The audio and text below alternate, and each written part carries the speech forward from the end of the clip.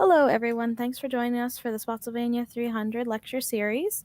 I'm going to introduce our speaker for today. We have Terry Dougherty, who has held multiple positions working for the National Park Service, the U.S. Army Museum System as acting director, and now the Spotsylvania County Museum as curator. During his time as acting director of Army Museums, he was responsible for the administration of 59 museums. As curator for Spotsylvania County Museum, he has completed 2 major exhibits, coordinated and assisted with the 150th anniversary local events, oversaw building renovations and design of the new museum location and website. So thank you for joining us tonight, Terry. Well, thank you. It's a pleasure to be here. All right. And I see we have everyone tuning in, so let me switch this over to your presentation. And for folks listening, if you want to put questions in the chat, we'll see how many we can get through at the end of his presentation. Okay, well, first off, thank you very much for tuning in tonight. This is one of a series that we hope to do over the next couple of years, talking about the history of Spotsylvania County. The topic tonight that we're going to cover is the early Spotsylvania government, and I entitled the program Trials, Taxes, Tice, and Tribulation, because it was certainly an exciting time in early Virginia in the 1600s. And so, as we get started, I wanted to talk a little bit about the physiography of Spotsylvania. Our total land area today is approximately 407 square miles. The land surface is generally rolling and slopes gradually from west to east, and it's really intersected by the I-95 corridor, where it drops into a flat plain.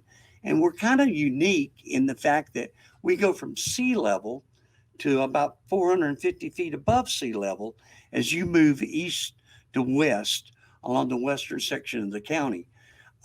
The most significant landform issue is the split of the county. We split from the Piedmont Plateau to the Atlantic coastal plain, and the area of transition between the provinces is known as the fall line, and it's very prevalent. You can see the fall line every day when you drive across the bridge from Fredericksburg into Falmouth into Stafford County. And so it's really important because it had a definitive mark on the way the county was divided up in the early 1600s. And of course, we weren't the first people here. Our first people were the Manahoic, sometimes called them the Mayhawk. They were a small group. Today we classify them as a Siouan language. And they were in Northern Virginia at the time of the European contact.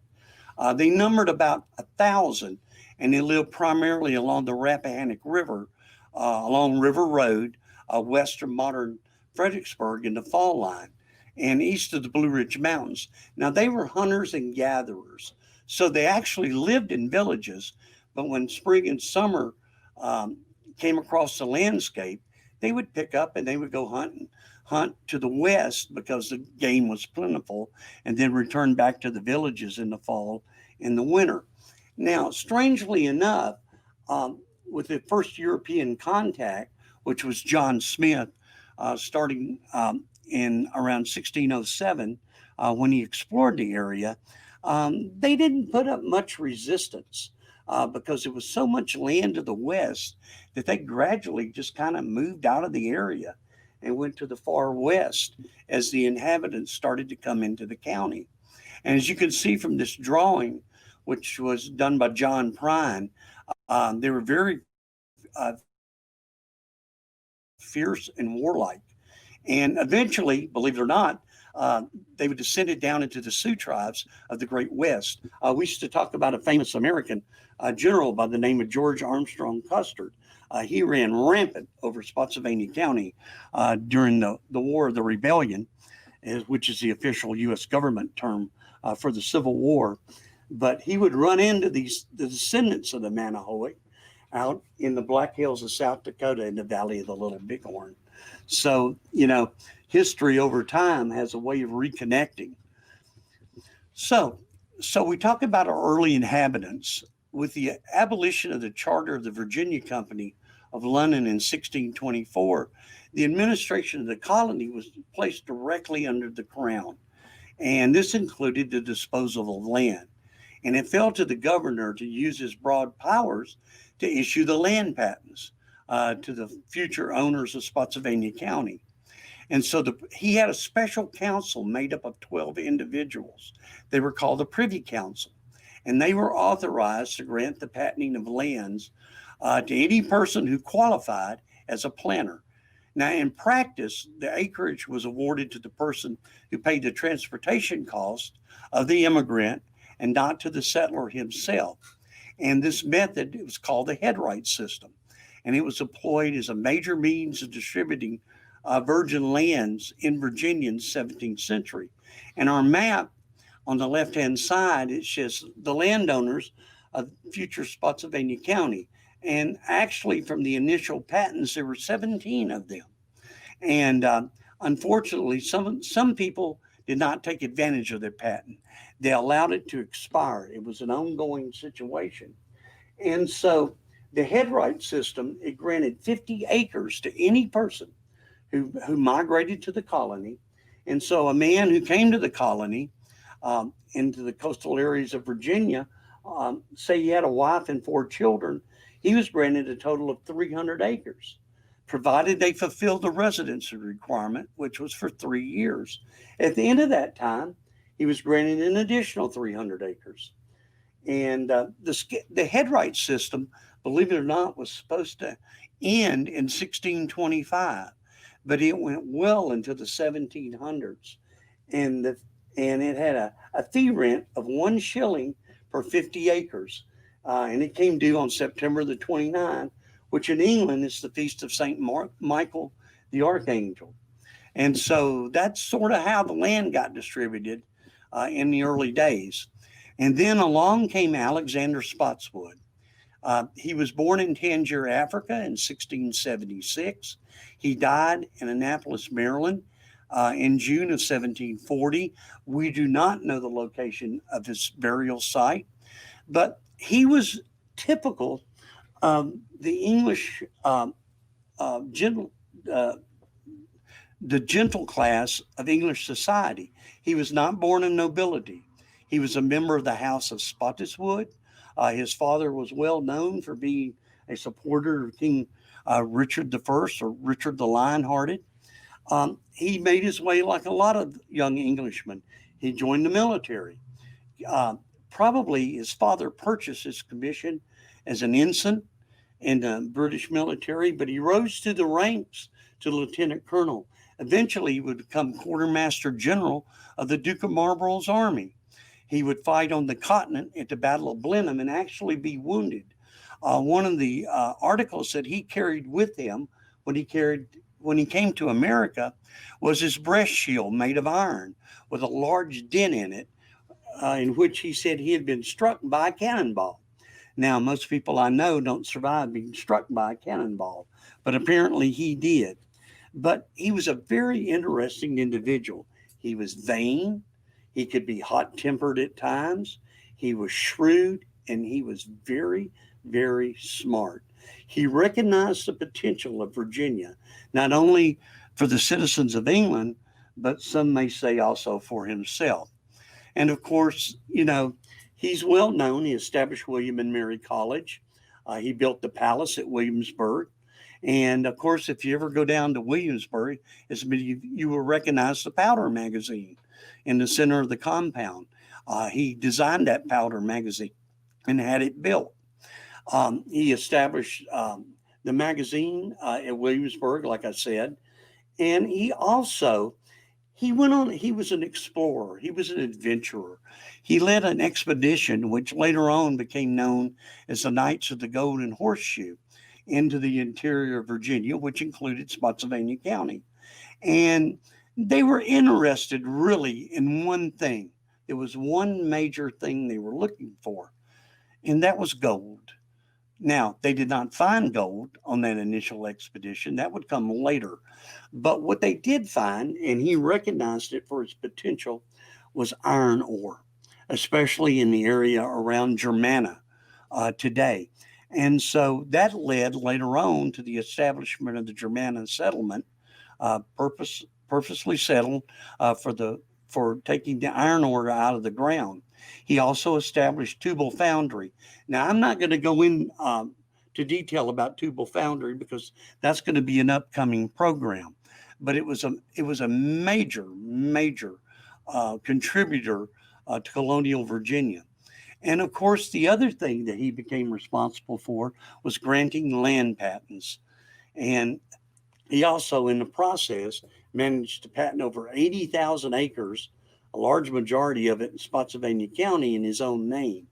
But they came back and they wrote about it in the diaries, and it became an instant success when it was printed in the English papers. And they wrote, "No savage dared attack so well appointed a party, and there was no lack of merrymaking as they hunted by day or cooked the spoils by their campfires and drank of white and red wine, usquebaugh, brandy shrub, two kinds of rum, champagne, canary, cherry punch, and cider, which were among their stores." So that party numbered about 40 members of the Virginia elite. And so I think today we are safe to say that we had 40 people heavily drinking, armed with firearms, wandering the Virginia countryside, and probably would qualify for DUI on a horse. But one of the parts of their stores really interested me, and that was usquebaugh, because that's a term that's been forgotten by time. So if you really want to impress somebody one day, you might want to go in to a bar and order an usquebaugh. And of course, they will look at you strangely because usquebaugh is a Gaelic term for Scotch and Irish whiskey. Usquebaugh, and it was called the whiskey of life. And so I'm sure they enjoyed it greatly.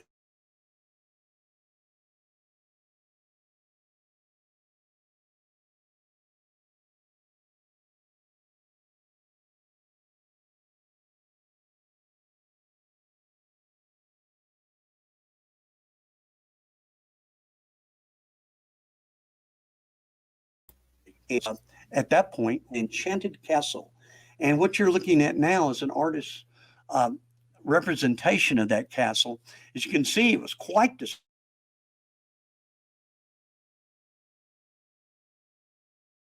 It looked quite as good as this since it was frame and not brick. But anyway, it was quite the structure. And from that, he ruled um, between there and the palace at Williamsburg. Um, and because of his expeditions and his appointment as the royal governor, um, he became close to King George the First, whose photograph is up in the right hand corner. And George the First was so impressed with him, um, and he had a great ability to speak as well, that he actually knighted him, and he became Sir Alexander Spotswood. And one of the prize pieces in our museum collection is one of the foundation stones. As you can see in the lower right hand corner, it's granite from the Enchanted Castle, which was located at Germana. So, as a result of that and his broad power, um, the following George the First issued the following proclamation: the capital in the city of Williamsburg on the second day of November, in the seventh year of the reign of our sovereign Lord George the First, by grace of God, of Great Britain, France, Ireland, King, Defender of the Faith, and etc., in the year of our Lord 1720, an act for erecting the counties of Spotsylvania, Brunswick, and granting certain exemptions and benefits to the inhabitants thereof. And with those words, Spotsylvania County started to take shape. And you notice the preamble that the frontier towards the high mountains are exposed to danger from the Indians and the late settlements of the French to the westward of said mountains. Now, there wasn't that great a danger, but it really made a good reason for doing it. And the other thing that always strikes you is we talk about granting certain exemptions thereof. And so what happened was that the inhabitants of the said counties are made free of public levies for 10 years. And so basically, the public levy, now that's a little bit different. They still paid taxes, but they did not pay taxes to the crown directly. And so, one of the things that we do today as a county government is if we want to bring business into the county of Spotsylvania, we might take that county and grant them certain exemptions. And so, if you ever wondered where the process started from, you can go all the way back to 1720 for that particular piece of information. Now, um, one of the interesting things was the population of the county when it was established. And as I said, by 1722, it was estimated as 1,200 individuals and 150 households. The reason we know the number is that was the year that the first taxes were actually levied through the Church of England. But with the establishment of the county, the first step was to set a court system to govern it. And it actually took them 2 years to establish the first court. The first thing they did was they had to set the boundaries for the county.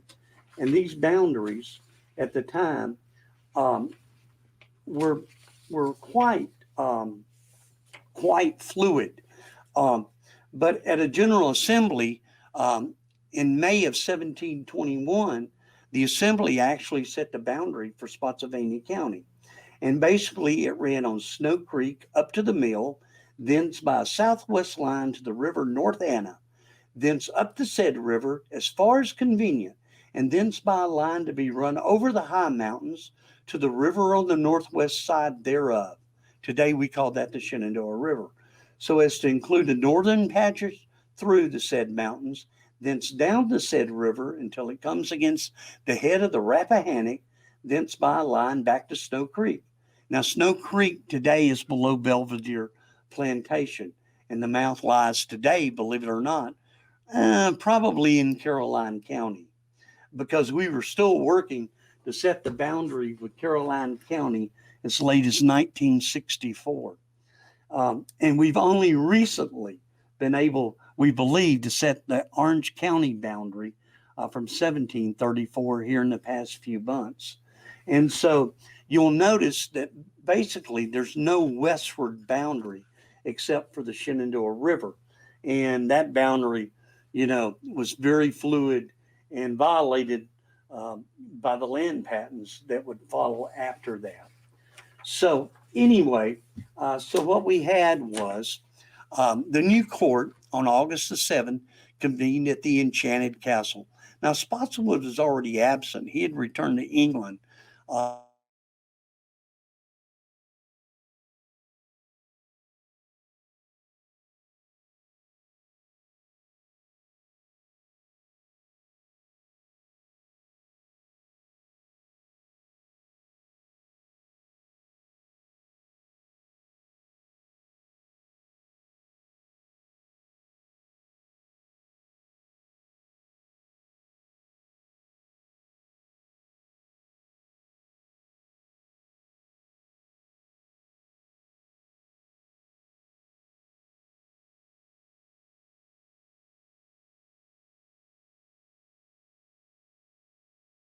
to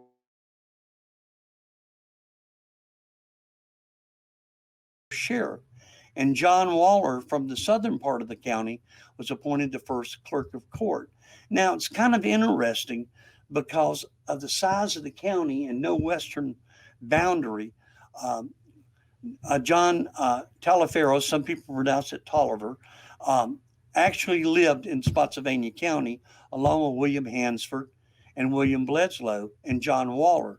Augustine Smith um, and Richard Johnson, never lived in what would become by 1734 Spotsylvania County. They either lived south or west of the county. But who were these gentlemen? Well, the first thing that you have to look at is, believe it or not, they were first generation Americans. Their parents had come from England. They had settled in places like Essex County, King, um, in Queen County, King William County, and basically they were the sons of some of our first settlers. Uh, Augustine Smith was the son of Lawrence Smith. Now, Lawrence Smith was known as the gentleman who established the fort across from Falmouth on the Rappahannock River. Um, he he commanded one of the garrisons. He commanded one of the first garrisons um, at Fredericks, at what would become the corporate town of Fredericksburg. Now, Augustine Smith was the public surveyor for St. Mary's Parish, which is part of Essex County, and apparently he was not well liked. But he was also made one of the surveyors, one of the first surveyors of Spotsylvania County. And the planters up and down for years tried to get rid of him as a surveyor. Apparently, he wasn't quite adept as they wished he could be. And as a result of his surveys, there were countless lawsuits over the boundary lines. But he later on actually ended out settling in the Culpeper area and actually died out near Culpeper. In the 1740s. But he was an interesting individual, and because of his friendship with Alexander Spotswood, got one of his first appointments to court. Richard Booker was another one. He was born in Abington Parish in Gloucester, Virginia, and his claim to fame really was as a result of his friendship with Governor Spotswood. He was actually Governor Spotswood's personal attorney. And so, in fact, after Spotswood died, he settled his estate, um, uh, which in part saved his land patents from lapsing, and they would be passed on to his son. And that was his basic contribution to Spotsylvania County. He did own land here, but he sold it like most people did. And so he was also the go between, if you want to call it that, between Spotswood and Larkin Chew. Larkin Chew was an early patent holder in Spotsylvania County. He and Governor Spotswood were constantly at odds. They did not get along. And Richard Booker filled that gap, um, to keep things from totally boiling over between the two individuals. John Tolliver, or John Taliaferro, he was known as John of Snow Creek because that's where he settled and established his homestead about 1707. Now, Snow Creek flows into the Rappahannock a short distance below Fredericksburg. John settled above Snow Creek below the falls, where at that particular point in time there were just three settlements along the Rappahannock River in the area that would later become the future home for the corporate town of Fredericksburg. He was also one of the first vestrymen of St. George's Parish in 1725. And he's also one of the first officers in the newly formed Spotsylvania militia holding the rank of colonel. And he was listed as Lieutenant Colonel John Tolliver, and he died about 1744 at his residence at Snow Creek. And so, once again, a major contributor to the county. Another one, of course, was John Waller. Um, Now, Waller was the first clerk. He had been a sheriff in King William County. And so, because part of King William County became Spotsylvania County, he already lived here. And so, it was easy to appoint somebody who was familiar with the area as the first sheriff, as the first clerk. And he would serve as clerk of Spotsylvania from August 7th, from the time the court set, in 1722 to April 7th, 1742, a period of over 20 years. The first session of the court authorized a book for Waller to keep the records in. And he used the first half of the book to keep the county minutes and the other half to record wills and administrations, orders that the commissioners or the justices ordered to be carried out. That book still exists today in his original handwriting, and compared to the contrast to the reams of paper that our county court system produces today. The book actually served for 2 years to record the court's business from 1722 to 1724. Now, William Bledsoe, he was born in North Cumberland, Virginia, about 1769. He would later die in Culpeper, Virginia. But he owned land along the area today and actually lived, or excuse me, where Mott's Reservoir is today. And he only served for sheriff for a short period of time, but apparently he also ended up getting in trouble with the court for failure to keep roads in repair. And so I'm not sure whether or not he brought himself before court when the grand jury indicted him for failure to keep a road in repair or not. But it just goes to show you that, even public officials in that particular time could get themselves in trouble. The other person that's of quite interest is William Hansford.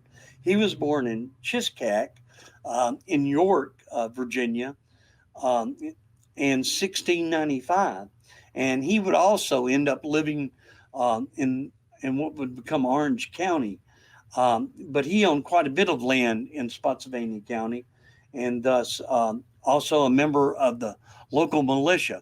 And so these gentlemen, he owned property on the upper side of the branch of them.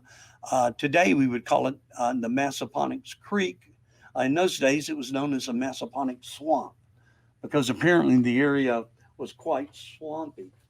And so these gentlemen, along with Richard Johnson, who lived in apparently what would become Orange County, only served on the court for 2 years before he was taken ill and died. And so these were our first 6 people, and to be involved in county government.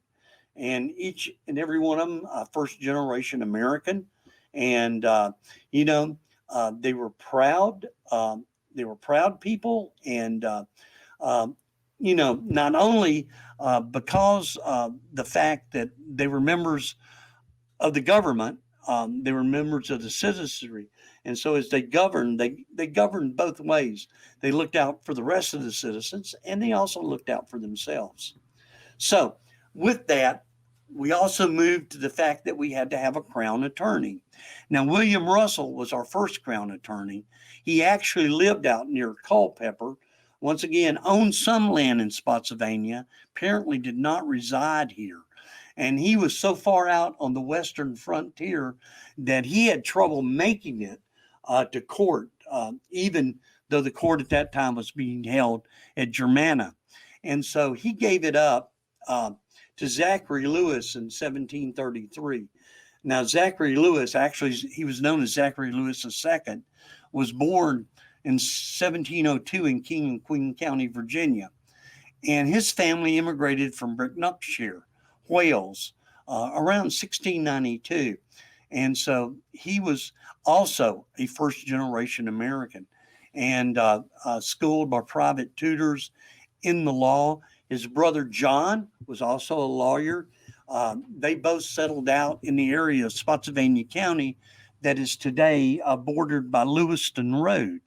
And in fact, the road on the north side of their property, Lawyers Road, was named because there were so many lawyers living along that road, in part for Zachary Lewis, because he used that road to go to court later on in what would become Orange County and on the way to Germanna. And so Lewiston Road, of course, takes the name from the Lewis family. He married Mary Waller, who was a daughter of John from Enfield. And so there was a very powerful alliance made there between the Wallers and the Lewis. And Lewis would serve as crown attorney off and on for 33 years. He was also a vestryman in the church. And his home, Bel Air in Spotsylvania, is still standing today It's one of the oldest homes that we have, and it is a frame structure. And it's a beautiful little home, somewhat neglected today. So, but now Lewis was, as a crown attorney, was a very, very tough individual. And one of the things about him was when he set forth to get a sentence on someone, um, he would make the famous hanging Judge Bean look like a child when it came down to meting out punishment. In fact, one of the thing in 1746, acting as the king attorney, he brought before the court an instance of purported poisoning by Eve, an enslaved woman belonging to Peter Montague of Orange County. She was convicted of poisoning her owner in 1745, and she pled not guilty. But during her trial, the witnesses brought testimony against her. She was found guilty and sentenced to be drawn upon a hurdle to the place of execution and there burnt. It was the last recorded case of a woman being burnt in the colony of Virginia. So, once again, a very, very tough individual. When it came time to get in trouble in the court system, he was not the person that you wanted to prosecute you.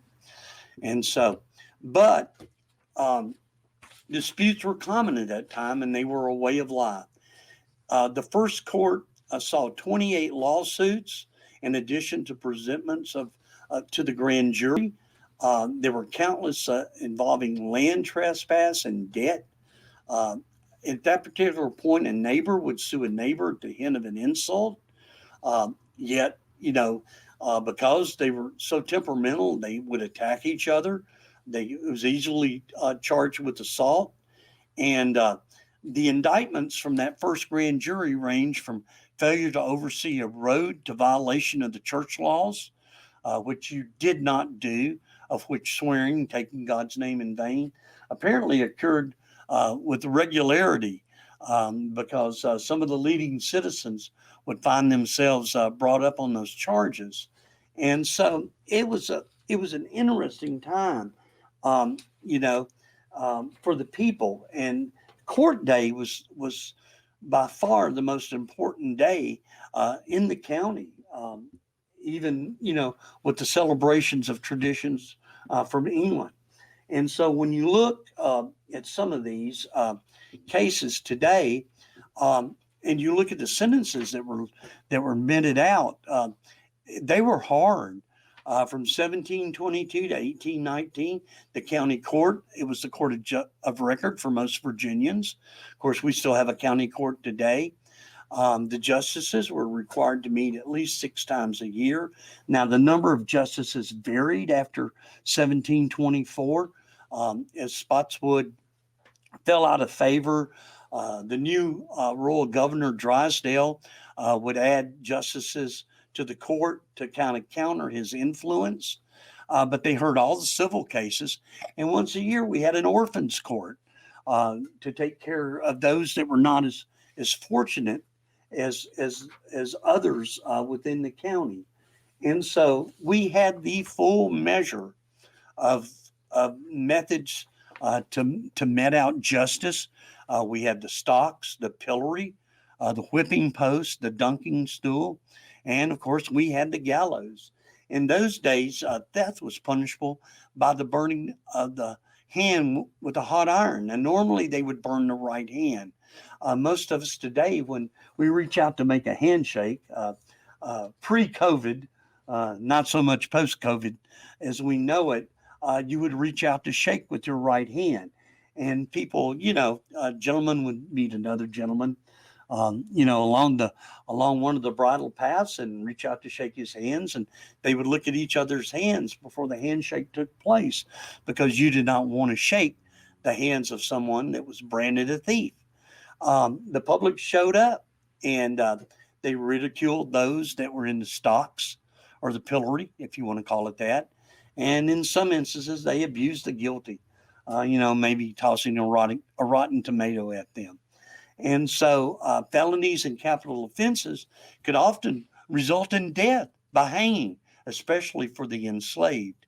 and in the most grievous instances, even for the enslaved, clemency was often granted by the governor. And we look back at some of the cases that we had during that time frame.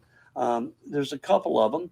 Um, you know, um, Thomas Warren was a witness in a suit between Alexander Spotswood and Andrew Harrison. Well, he showed up for court date in August of 1729, slightly inebriated, um, and he was fined for contempt. And he was put in the stocks for 1 hour for showing up to court being drunk. And you also had adultery, and that was offense against both church and society. And so that was something that you did not want to get charged with. To put it frankly, fornication was frowned upon um, in in in colonial Virginia. In November of 1722, okay, early court, Thomas Allison and Dinah Downs and Peter Kilgore and Mary Hayden were in court for living in adultery. Um, so we got a Tom and Donna and Peter and Mary instead of a Bob and Carol and Ted and Alice, I believe. But once again, this was severely frowned upon. Now, Peter and Mary solved their problems by getting married. Um, it's no record of what happened to Thomas and Dinah. But a little bit later on, William Waller, the church warden, presented Elizabeth Cole for having a child out of wedlock. And she named the father, Samuel Braxton, who admitted it but could not pay the fine, to the court. So Elizabeth was then sentenced to 25 lashes at the whipping post. And so, like I said, justice was hard, and it was meted out, without feelings in those days. But the worst offense, okay, that you could get charged with in that particular time was blasphemy.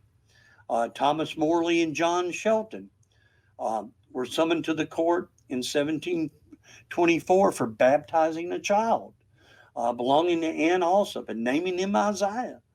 And neither one were clergymen, and their action, was just considered a terrible, terrible crime against the church. And so they both pled guilty, apologized, and Morley was ordered for 1 year's good behavior to post bond. Shelton didn't appear and had to be apprehended by the sheriff. And he was jailed until the next court date, found guilty, and ordered to receive 31 lashes on his bare back, well laid on, 16 tonight and 15 in the morning of tomorrow. And he was kept in jail in the interim. And so, what we find when we look at the early court cases is the 30 lashes well laid on was a pretty common occurrence. So, the other thing that the court had to decide upon was taxes.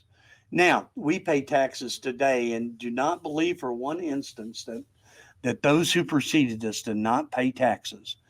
They paid taxes to the colony, to the county, and to the parish, and we'll get to that in just a moment. Colonial taxes were poll taxes. They were allocated per capita. And if you owned a slave, all slaves 16 years and older, and all free men 16 years older were classified as tithables. Now, tithables was another term for tax, and it really related back to the Church of England. And so the head of the family unit paid the tax. Now, children and white women were not taxed, but enslaved women 16 years older were taxed. Now, in 1680, and this is before the formation of the county, after Nathan Bacon's rebellion, the House of Burgesses approved a permanent 2 shilling export tax on every hogshead of tobacco shipped from Virginia. And that tax went strictly to pay the governor's salary. So that despite what else, maybe there was a drought and we couldn't collect enough taxes for that particular year, but the governor's salary was always taken care of. And so the county court determined the levy required to finance its operations. They paid for the courthouse, feeding the prisoners in jail, and the other expenses. The county court also assigned the titulables for maintaining particular stretches of road, primarily bridges, so that the citizens who had to contribute the labor to maintain the roads and build the bridges could get that tobacco, which was the principal crop, to market. And like I said, the officials were not elected by county residents. The governor, the House of Burgesses, and the county court itself determined who would serve as the county lieutenant, a justice of the peace, the clerk of the court, the sheriff, the county surveyor, etc. And so what would happen is the taxes were meted equally. So no matter if you were doing wonders with your planning and everything else, uh, your tax was the same, even if, let's say, you only had 300 acres and maybe had suffered a drought. And so you didn't have a lot of recourse.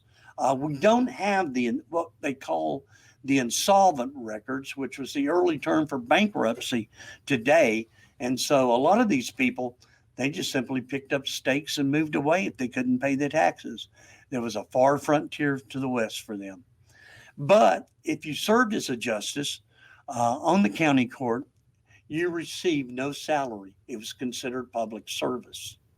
So time would go on, and the county court would meet at Germanna up until around 1732, when the Enchanted Castle apparently had fallen into some disrepair at that point. And so there was a vote on whether or not to repair it.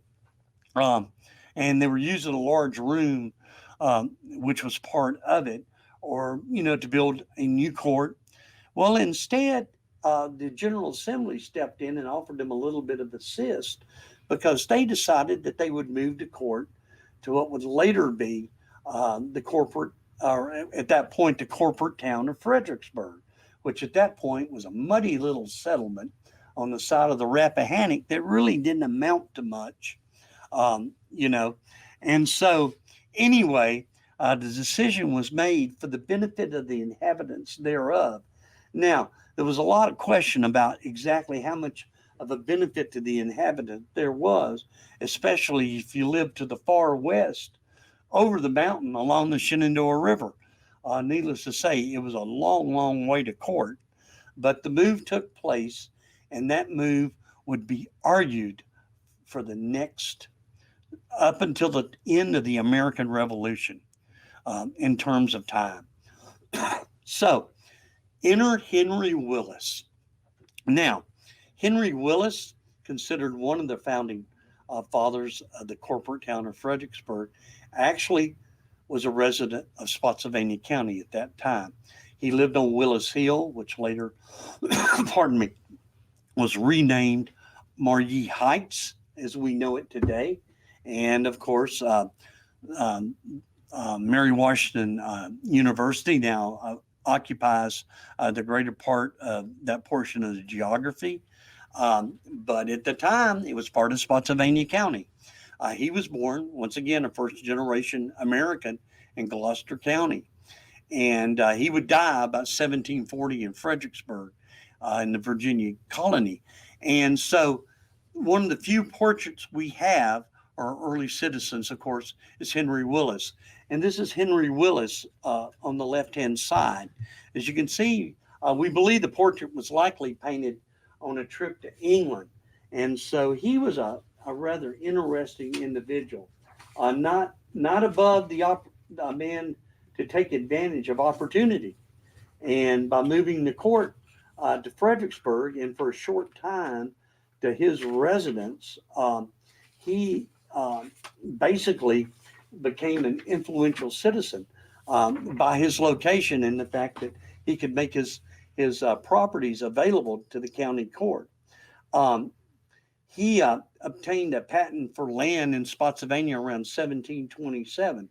And as I said, he was one of the trustees of the early corporate town of Fredericksburg. In fact, he was often called the top man of the place. And but he was an interesting individual. In his youth, he fancied three different young women, and at one point vowed to marry them all. And guess what? He eventually did over the course of his life. When one died, he married the next one.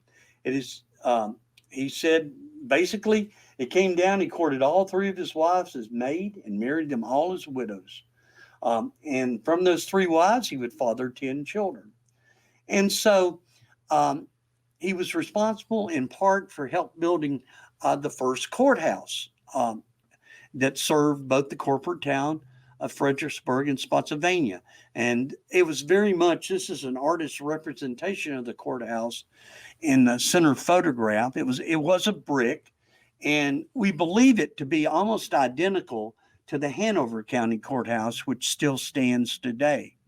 And that was based upon research that was done by Paula Felder, one of the local historians, over the years. But the interesting thing about that courthouse, one of the objects that we have in our museum collection today is known as a King's type brick. The one that we have is dated 1772. You can actually see the date on it. And it came from the Chapel of Ease on East Northeast Creek in Spotsylvania County when they rebuilt it. And so public buildings were built with a special sized brick under the guidelines provided by the English government. And compared to one of our today's common bricks, it's a little bit larger and a little bit wider. And our museum collection has two of these bricks within it today. We don't know exactly where the second one came from. But like I said, Henry Willis would serve basically as the keeper of the courthouse, of the jail for Spotsylvania County for several years and become an influential member of the county and the court. So, not only was Spotsylvania designated a county, it also contained a Church of England parish. Now, the parish was a unit of both civil and religious authority that covered a set geographical territory. Each parish in the county was served by a single minister and governed by a vestry, usually composed of local elites. And so when I talk about those first justices of Spotsylvania, men such as Augustine Smith and Richard Hansford and Waller, they were also not only justices, they were also members of the vestry. And so usually there were 12 of them. And so not only did they bring before the county court the businesses dealing with roads and mills and land patents and civil cases, they also brought forth the cases dealing with morality as it dealt with the church. And so when you see all these court cases where you've got charges of adultery and fornication and failure to attend church, those charges were brought by the vestry through as a result of the influence of the Church of England. Now, St. George Parish was the parish for Spotsylvania County, and it was formed in 1714. Within its bounds at the time was the settlement at Germanna.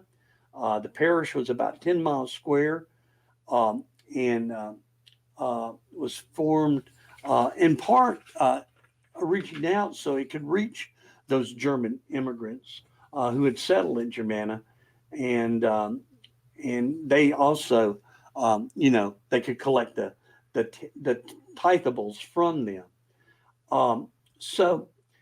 That portion of Essex County that was taken was formerly St. Mary's, and that became part of St. George Parish. But the parish was named after a Roman officer who was beheaded by the Romans for his faith in 303 after present time. And anyway, it is said he's a patron saint of England. Excuse me. And in the Middle Ages, the dragon was used to represent the devil. And the many legends connected St. George's name as the one being the one who slayed the dragon. And it was first credited to him in the 12th century. St. George, so the story goes, killed a dragon on the flat top Dragon Hill in Uffington, Berkshire. And it is said that no grass grows where the dragon blood trickles down. And so what we have here is this is a photograph on the left hand side of Dragon's Hill in Uffington. And as you can see, there's no grass up there. In fact, it looks like a rather large sand trap, but no grass apparently grows there to this day. And it's got all kinds of stripes where grass doesn't grow coming up and down the hillside. But from that, the vestry, of course, built today, St. George's Church. This is an artist representation of it. And that was built eventually, it would become part of the corporate town of Fredericksburg. And so, like I said, the Church of England was extremely small. It contained a mother church or central church and two so-called chapels of ease in outlying areas. The minister served those on successive Sundays. Basically, he would go to the Mattapony Church one Sunday, the chapel on East Northeast Creek on the second Sunday, and to the Burbridge Bridge Church on the third Sunday. So he rotated. And they were charged, the parish vestry was charged with overseeing a wide range of responsibilities, including social welfare, and as I said before, presenting the moral offenders to the court. And so there were three churches in Spotsylvania.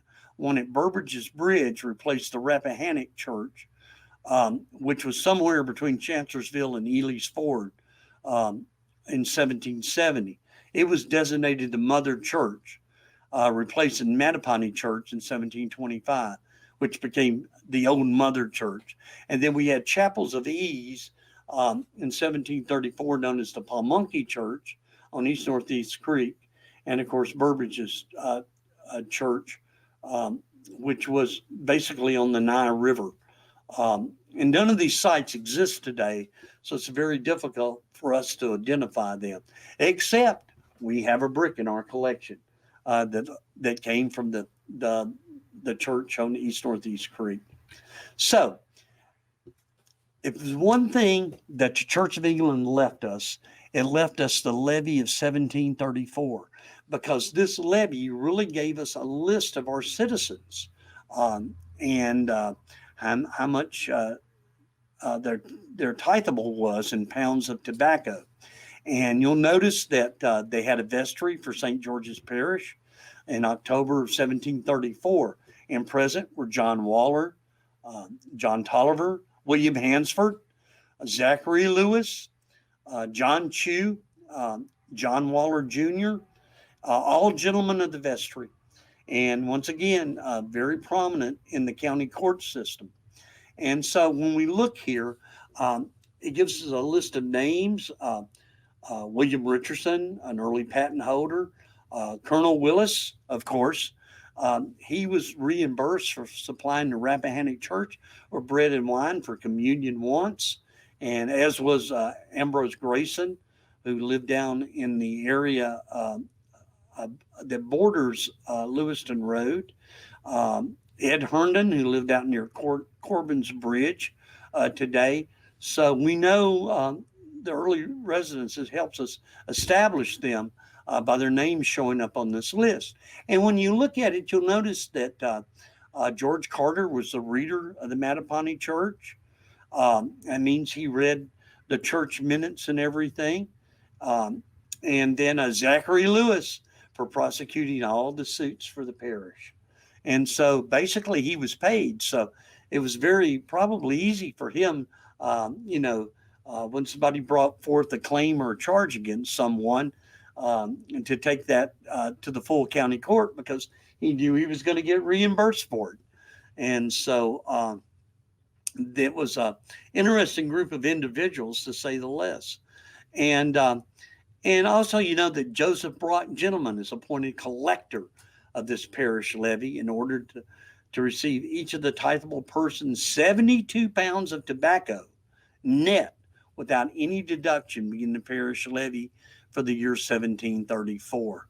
And so, 72 pounds of tobacco in 1734 was worth about today's term about $1.80.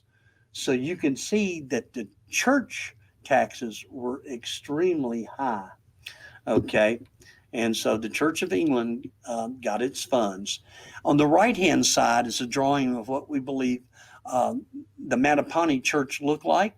It was a rather simple brick structure with a simple frame structure, with a brick foundation. And this is based upon the dimensions that were given in the church records as to what it should look like. And from there forth, everybody went forward. And so you have the church, you have the county government, and then you have the land in between with the people occupying it. And in comes James Taylor. I call him Sweet Baby James. When I did my initial research on him, whenever I went to the internet to find James Taylor, the only James Taylor I could bring up was James Taylor, the singer, of course, who wrote the song Sweet Baby James.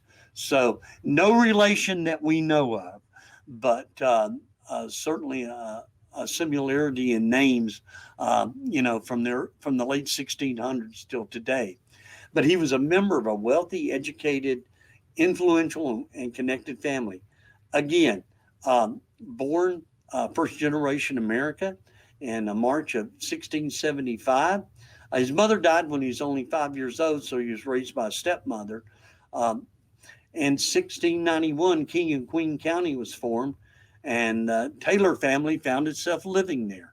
He was educated and a very responsible young man, and he was the second surveyor after Augustine Smith for Spotsylvania County, as well as initially working for King and Queen and King William counties. He divided those lines in 1702. He was also a member of Alexander Spotswood Knights of the Golden Horseshoe, and he was one of the surveyors of the group. And because of his connections, he got 8,500 acres of land in St. George's Parish in the new county.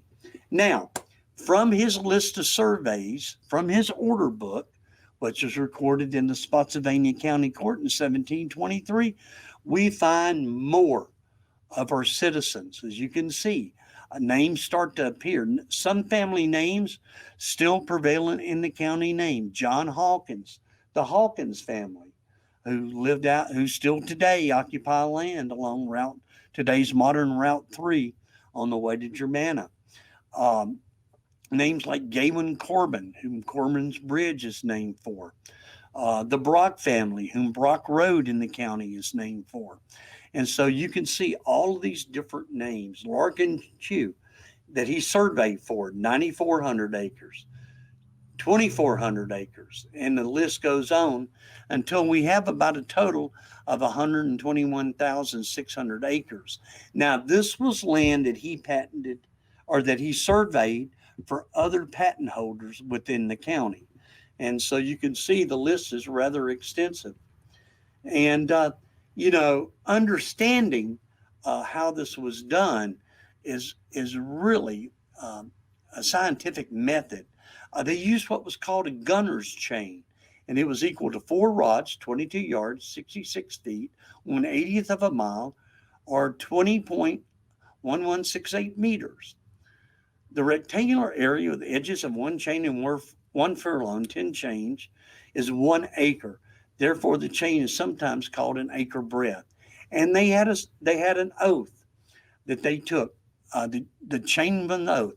U, A, and B, and C and D being defined to lift, I believe that's F and G, surveyor in carrying the chain, swear by the everlasting God that you will faithfully assist the said surveyor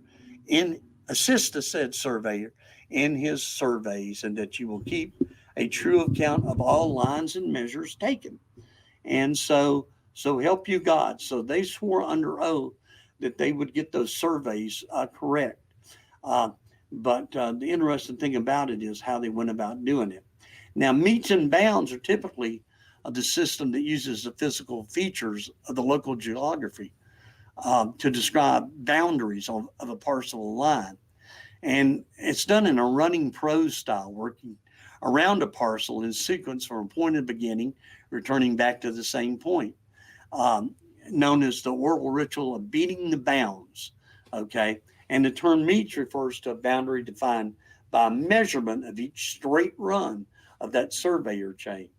And the term bounds in those days also referred to more general boundary description, such as along a water course, a stone wall, a public roadway, or an existing building. And that is what makes understanding the early deeds so difficult for us. Um, some of them are written like this: beginning with a corner at the intersection of two stone walls near an apple tree on the north side of Muddy Creek Road, no longer exists, 1 mile above the junction of Muddy and Indian Creeks, north for 150 rods to the end of the stone wall bordering the road, then northwest along a line to a large standing rock on the corner of John Smith's place, then west 150 rods to the corner of a barn near a large oak tree, then south to Muddy Creek Road, then down the side of the road to the starting point. So that unit of length and area, also known as a perch or a rod, equals 16.5 feet. So a mile was 320 poles, okay, equal to the square with sides 1 pole long. So, ladies and gentlemen, if you took geometry, you can handle the early deeds without too much problem. But for most of us, it is very difficult because that's all we've got to go on. But it gives you an idea of how the land was divided up and also an understanding of exactly all the problems that ended up in the court cases over land disputes and boundaries. So, beginning in May of 1725, he began selling the acreage for his own 8,500 patent. And you can see 100 acres to John Rucker, 100 acres to Thomas Rucker, John Tolliver, George Seaton, and others. He took care of his family, 1,000 acres to his son, James Taylor Jr., another to his son, Joseph Roberts, son-in-law rather, 1,000 acres to Zachary Taylor. And, he sold it all. The problem with the deeds was, now remember, he was given 8,500, but when you add the total disposition of the deeds up, it's 11,842 acres. So did he sell land that he did not own? Absolutely. And then it became up to the court to figure out exactly whether or not a fraud had taken place. So, and the reason why, the need for the land, the poison plant. Okay, so the reason for our existence at that time in colonial Virginia was the poison plant, a custom loathsome to the eye, hateful to the nose, harmful to the brain, resembling the stingent smoke of the pit that is bottomless. And that's from King James of England. He would have made an excellent first Surgeon General for the crown. But the tobacco plant that we know today is much different from the tobacco plant of the 1700s. As you can see, it's rather short and it has a wide degree of flowers at the top of it. It's rather cute, it's rather attractive for something that does so much damage to everyone's health. And so the land was taken and the scythe went upon the land. And the land was cleared to plant tobacco. Tobacco was king. Now, today when you go out and you look at farmland, you'll notice those nice, even layers of soybean or corn or whatever the case would be. Such not was the case in the early days. They would chop the trees down. They drug the trees out. A lot of them went to the furnaces to be made into charcoal. For that early industry that we had here in Spotsylvania County. And wherever they could stick a tobacco plant went. In between the tree stumps, on the side of the hills. The tools that they used was a double plow. They also used what was known as a Hertfordshire wheel, which was a wheel device to cut the furrow of the ground to plant the tobacco. And that tobacco went everywhere they could find a place to put it. In fact, by 1726, Spotsylvania was harvesting, the first tobacco harvest was over 6 million tobacco plants.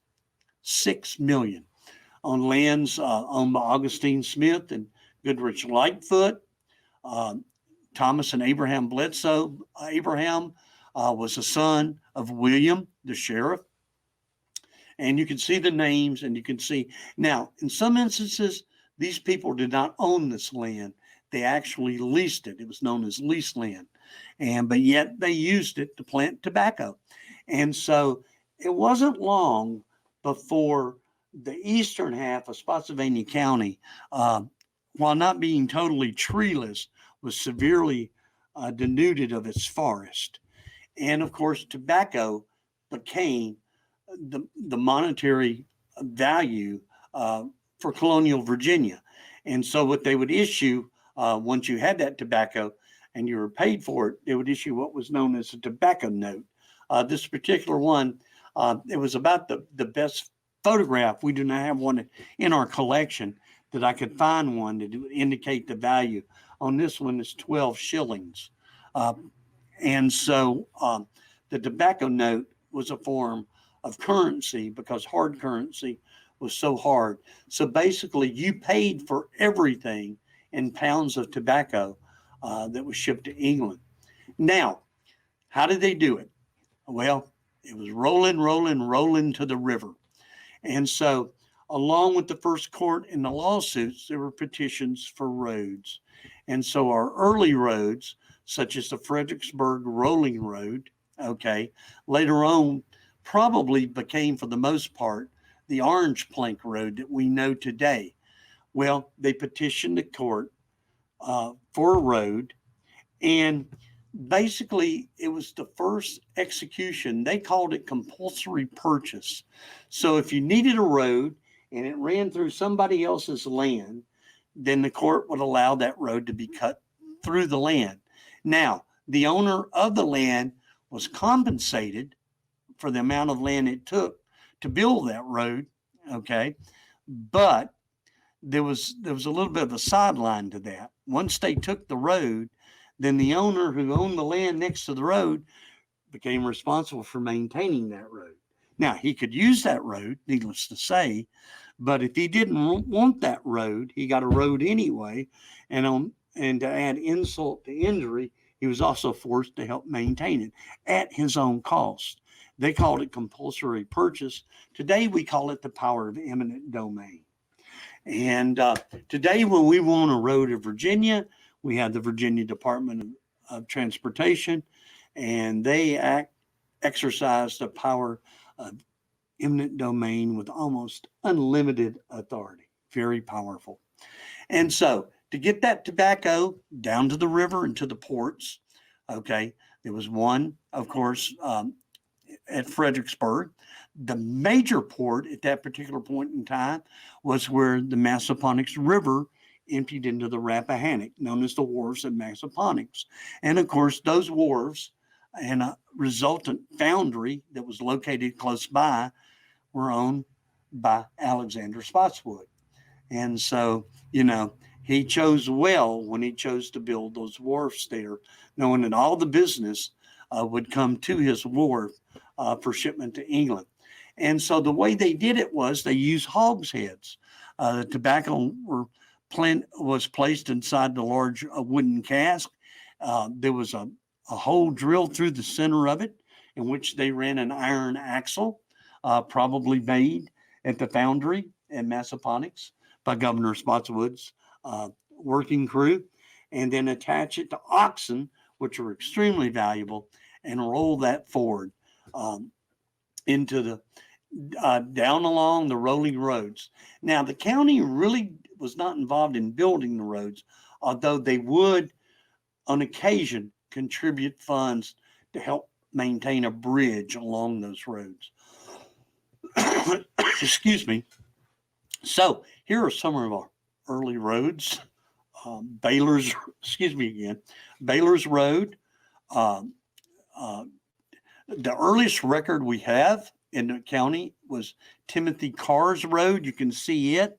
That's the one that ran through the central part of the county up to the point where it connected into the other road that actually would run eventually to Germanna. We had the Chiswell Mine Road, which is another early one, and we had Spotswood's Road. Of course, today we have Spotswood Furnace Road. Now, these roads, there were really three types of roads in the county. You had a bridle path that you rode along on horseback.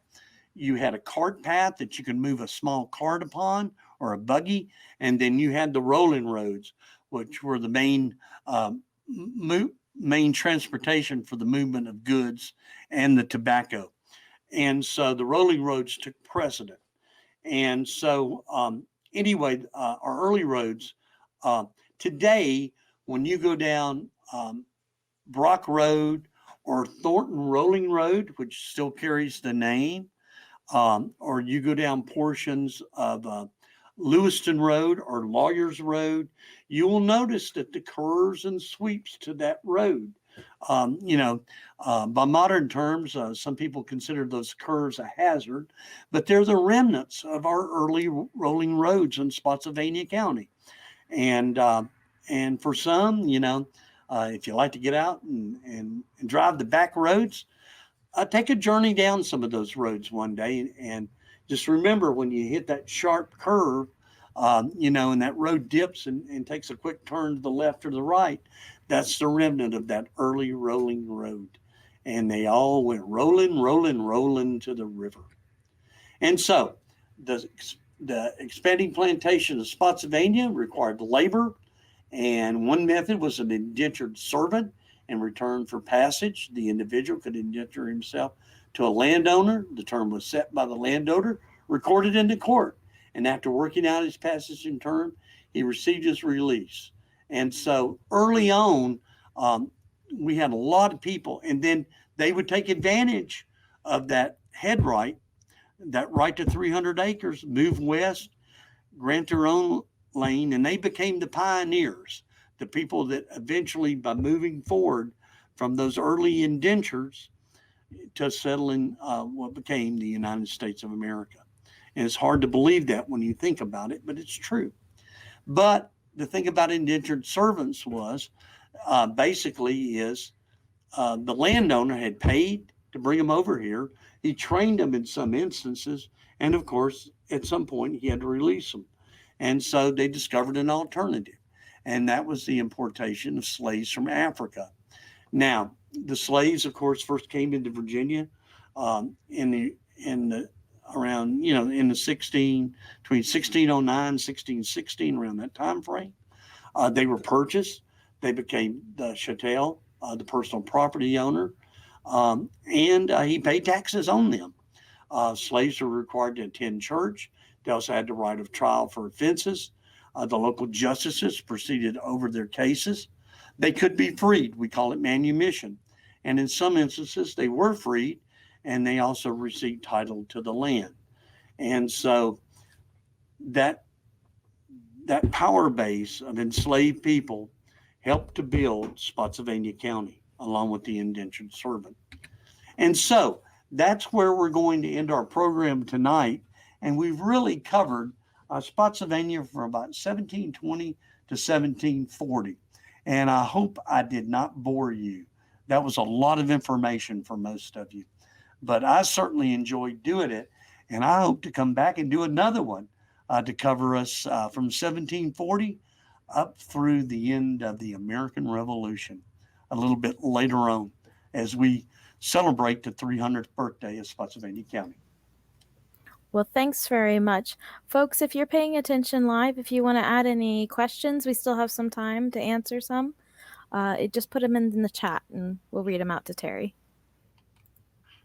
And we'll hang out here a little bit just in case you think of things. Am I on there still? Oh, okay. Okay, I can. We're still live for a little bit longer. So I do see some people are still watching. Yep. we'll just see. So yeah, again, if you have questions, put them in the chat. We've got a little bit of time.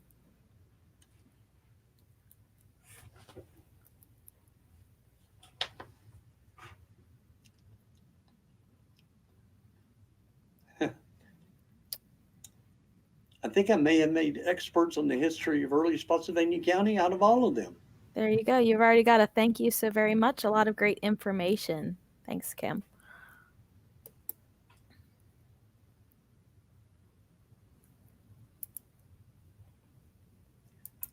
I just got a dead photograph of me.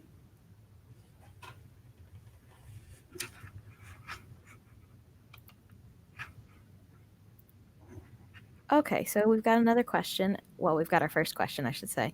How did they solve the overselling of all that land? Basically, what happened was it ended up in the court system. And now, part of it was from confusion. Patents had expired, you know, and if you did not settle the land, your patent expired after a certain period of time. And so a lot of the early lawsuits actually came in from people who were trying to reclaim a lost patent. And so that in turn, that land being freed up, the lawsuit nominally was dismissed. Now, in some cases, it was settled like we settle matters today. It was settled out of court. They agreed to drop the lawsuit in return for payment, normally in pounds of tobacco, and they would work it out that way. In some instances, the court made a judgment. There was really no appellate court per se at that point in time.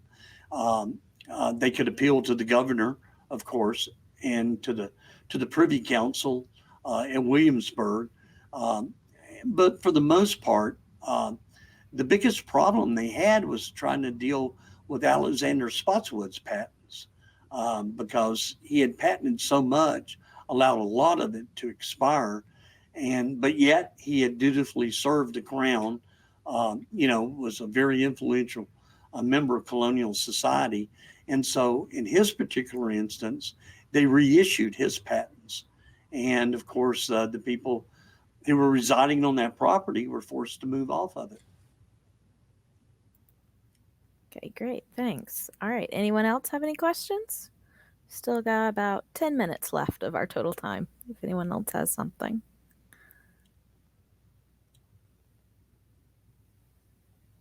Mm-hmm.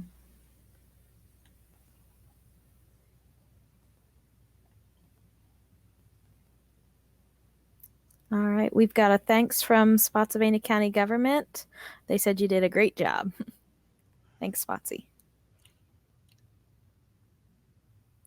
Any other questions?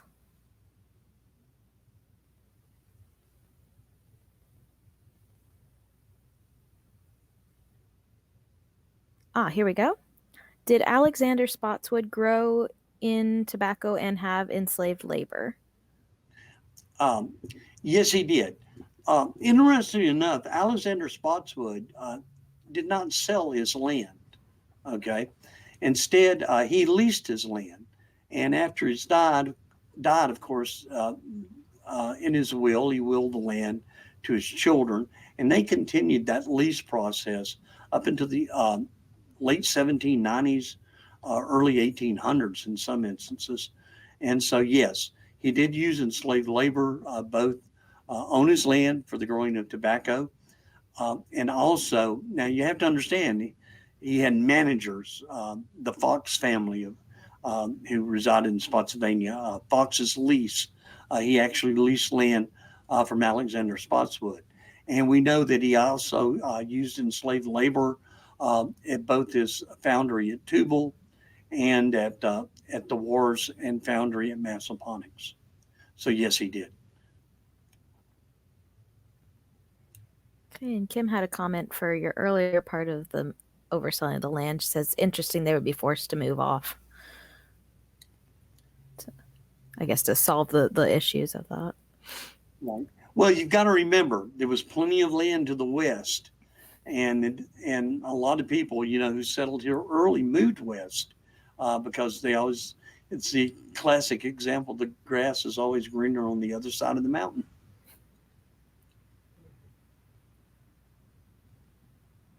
Okay, we've got about 8 minutes left. Anyone else have any more questions?